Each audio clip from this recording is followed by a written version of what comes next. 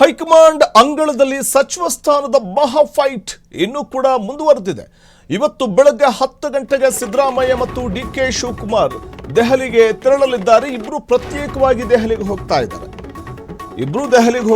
ಸಮಯ ಬೇರೆ ಬೇರೆ.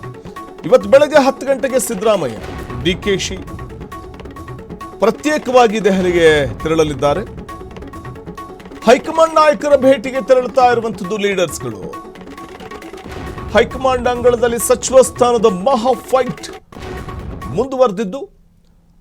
ಇವತ್ತು ಬೆಳಗ್ಗೆ 10 ಗಂಟೆಗೆ ಸಿದ್ದರಾಮಯ್ಯನವರು ಮತ್ತು ಡಿಕೆ ಶಿವಕುಮಾರ್ ಇಬ್ಬರೂ ದೆಹಲಿಗೆ ಪ್ರತ್ಯೇಕವಾಗಿ ತೆರಳಲಿದ್ದಾರೆ ಅನ್ನುವಂಥ ಮಾಹಿತಿ ಇದೆ.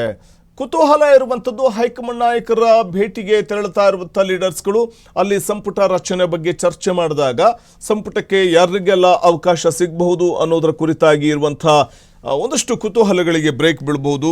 ಯಾಕೆಂದರೆ ಹೈಕಮಾಂಡ್ ಆ ಪಟ್ಟಿಯನ್ನು ಫೈನಲ್ ಮಾಡಿದ ನಂತರ ಸಂಪುಟ ರಚನೆ ಬಗ್ಗೆ ಚರ್ಚಿಸೋದಕ್ಕೆ ಅಂತ ದೆಹಲಿಗೆ ಸಿದ್ದರಾಮಯ್ಯ ತಮ್ಮ ಆಪ್ತರ ಜೊತೆ, ಅಂದರೆ ತಮ್ಮ ಆಪ್ತರಿಗೆ ಸಚಿವ ಸ್ಥಾನ ಕೊಡಿಸಬೇಕು ಅನ್ನುವಂಥ ಕಾರಣಕ್ಕೆ ಈಗಾಗಲೇ ತೆರಳುವಂಥ ಒಂದು ನಿರ್ಧಾರಕ್ಕೆ ಬಂದಿದ್ದಾರೆ. ಸಂಪುಟ ರಚನೆ ಬಗ್ಗೆ ಚರ್ಚೆ ಮಾಡೋದಕ್ಕೆ ದೆಹಲಿಗೆ ಸಿದ್ದರಾಮಯ್ಯ ತೆರಳುತ್ತಾ ಇರುವಂಥದ್ದು. ತಮ್ಮ ಆಪ್ತರಿಗೆ ಸಚಿವ ಸ್ಥಾನ ಕೊಡಿಸೋದಕ್ಕೆ ಸಿದ್ದು ಕಸರತ್ತು ಮಾಡ್ತಿದ್ದಾರೆ. ತಮಗೆ ಬೇಕಾದ ಸಚಿವರ ಪಟ್ಟಿ ಸಿದ್ಧಪಡಿಸಿಕೊಂಡಿರುವಂಥದ್ದು ಸಿದ್ದರಾಮಯ್ಯನವರು. ತಮ್ಮ ಬಣದ ಆಪ್ತರಿಗೆ ಸಚಿವ ಸ್ಥಾನ ಕೊಡಿಸಬೇಕು ಅಂತ ಇನ್ನು ಸಮನ್ವಯ ಸಮಿತಿ ಬಗ್ಗೆಯೂ ಚರ್ಚೆ ನಡೆಸೋ ಸಾಧ್ಯತೆ ಇದೆ. ಆಪ್ತರಿಗೆ ಸಚಿವ ಸ್ಥಾನ ಕೊಡಿಸೋದಕ್ಕೆ ಡಿಕೆ ಕೂಡ ಸರ್ಕಸ್ ಮಾಡ್ತಾ ಇದ್ದಾರೆ. ತಮ್ಮ ಬೇಕಾದ ಒಂದು ಪಟ್ಟಿಯನ್ನು ಸಿದ್ಧಪಡಿಸಿಟ್ಕೊಂಡಿದ್ದಾರೆ ಡಿಕೆಶಿ. ಮೊದಲ ಹಂತದಲ್ಲಿ ಸಿಎಂ ಪ್ಲಸ್ 9 ಮಂದಿ ಸಚಿವರು ಪ್ರಮಾಣ ವಚನ ಸ್ವೀಕರಿಸಿದ್ದಾರೆ ಬುಧವಾರ ಸಂಜೆ 4 ಗಂಟೆಗೆ. ಎರಡನೇ ಹಂತದಲ್ಲಿ ಬಾಕಿ ಉಳಿದ ಸಚಿವರ ಪದಗ್ರಹಣ ಆಗುತ್ತೆ.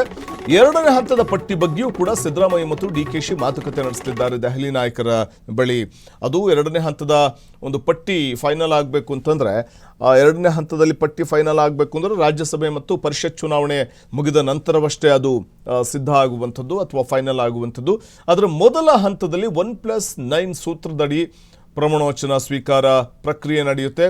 1 ಅಂತಂದರೆ ಅದು ಡಿಕೆ ಶಿವಕುಮಾರ್ ಸಿಎಂ ಆಗಿ ಪದಗ್ರಹಣ ಮಾಡಿದ್ರೆ ಅವರ ಜೊತೆಗೆ 9 ಮಂದಿ ಶಾಸಕರುಗಳು ಸಚಿವರಾಗಿ ಪದಗ್ರಹಣವನ್ನು ಮಾಡಲಿದ್ದಾರೆ.